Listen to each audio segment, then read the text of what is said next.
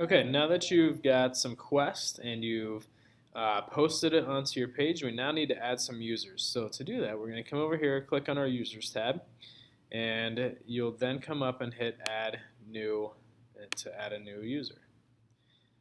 When you click on that, it's going to bring you into, it's running a little slow. It's going to bring you into this page, and you're going to go in and create a username for them.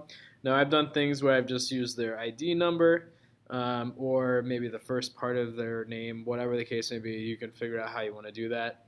The email, I've usually just used their ID number at ccsc93.net.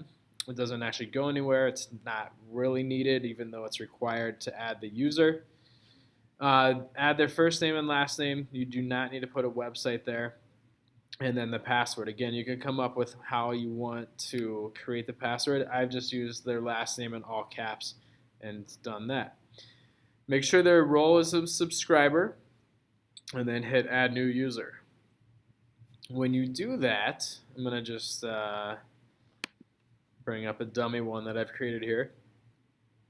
After you've added the user, you'll have the option to edit the user as well, and the students can actually do this same thing. So they would log in, they could go to edit my profile, or on your side, if you go into the group or the user you just created and hit edit, then you can edit the information in here. So the main thing that we want to do though is we want to scroll down, and we're going to look down here at where it says period and computer.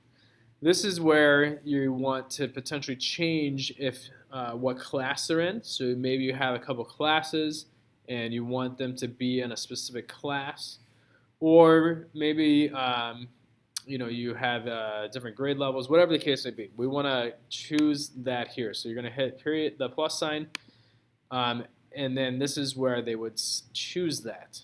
Now in the next video, we'll show you how to actually set up what that looks like, how to set up the period that they choose. The computer, not really necessary. You can just leave that on remove. It doesn't affect anything one way or another. And then once they've chosen the computer or the period, they'll just hit update user, and then they go into that class.